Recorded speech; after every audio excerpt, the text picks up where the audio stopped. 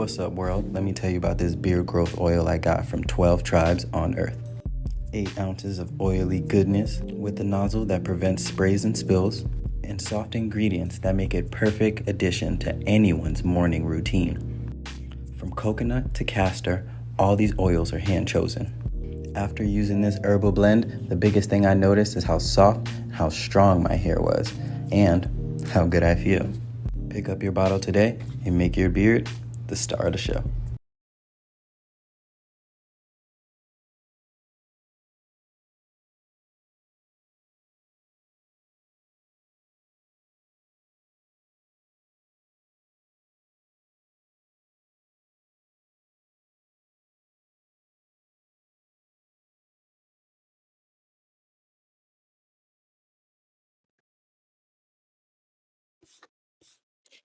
Ladies and gentlemen, Donald Trump's approval rating just came out, and they said it's in an all-time low of 37%.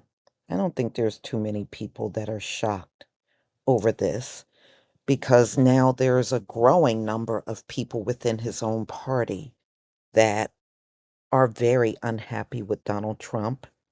And I think initially they were fine with Donald Trump until, because a lot of these right wingers also worked for the federal government.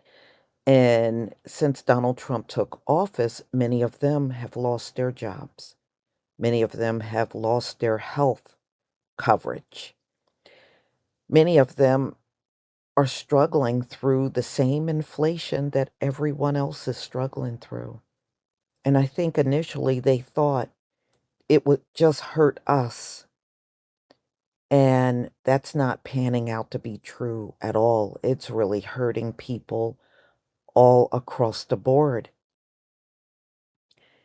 And I look at some of the videos of younger people, they can't even make it on their own, y'all. They can't have apartments and pay all these bills and car notes and keep up with everything. Many of them are saying they can't survive. They got income, but it's not enough to keep them afloat through all of this inflation. And inflation actually got worse under Donald Trump. The job market got worse under Donald Trump. Food prices have gone up under Donald Trump. And everything he said he was going to do on day one, he didn't do. So people are angry. And now you're dealing with federal employees in food banks because they can't make it. They don't have no money to even feed themselves. One thing I am noticing more when I go on to different websites, I'm now seeing a donate to your local food bank buttons on the screen. And I'm noticing that more and more where people are trying to raise money for the food banks because technically the food banks can't handle the amount of people that are in need out here. And it's not just the federal employees, that's just one part of it. But there are more people that are not workers of the federal government and they need help too. Layoffs in general are up. And I was just looking, Google's is laying off, YouTube. I mean, these places are all cutting jobs. Amazon, I saw that the other day. They're letting a whole bunch of people go. It's a mess out here, y'all, economically. It really, truly is. But let's get into this story.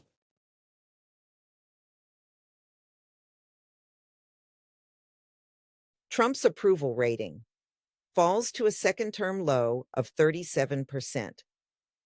Donald Trump's political momentum appears to be slipping as his approval rating has dropped to 37%, marking a new low in his second term. The latest numbers reflect growing frustration among voters across party lines and suggests that the post election honeymoon has long since ended. Pollsters say the decline isn't just statistical noise, it points to something deeper: fatigue, disillusionment, and a widening disconnect between Trump's promises and the economic reality Americans are living through. A presidency under pressure inflation remains high. Grocery prices have barely eased, and housing costs continue to outpace wages. While the administration celebrates job growth data, many families report that they feel poorer than ever.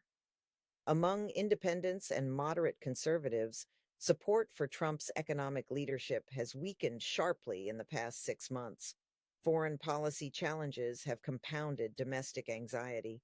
The ongoing Gaza ceasefire negotiations, trade disputes with China, and a resurgent Russia have eroded confidence in Washington's stability. For a president who once marketed himself as a deal maker, the perception that global crises are spinning out of control has become a serious liability.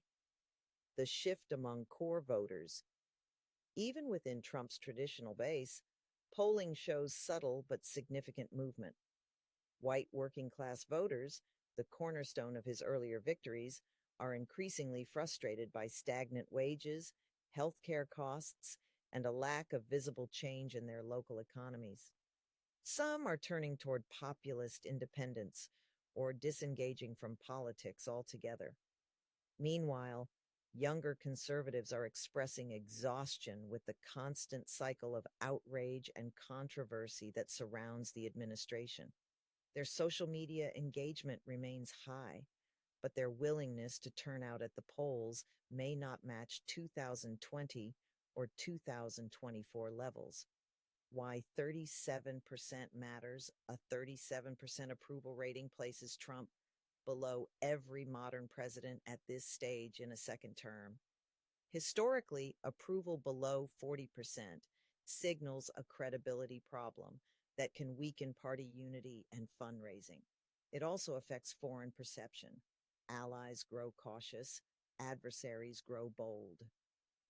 But Trump's political resilience shouldn't be underestimated. He's built an identity around surviving adversity and defying pollsters. His campaign apparatus remains powerful, and his loyal supporters often view negative coverage as proof of establishment bias. What comes next? The challenge for the administration now is not simply repairing numbers, it's rebuilding trust. Americans are demanding tangible improvements: lower costs, restored international stability, and an end to political chaos. Whether Trump can deliver on those expectations will determine not just his legacy, but the direction of U.S. politics for years to come. For now, the numbers don't lie. The base is restless, independents are drifting, and the White House faces a hard truth: the clock is ticking, and public patience is running out.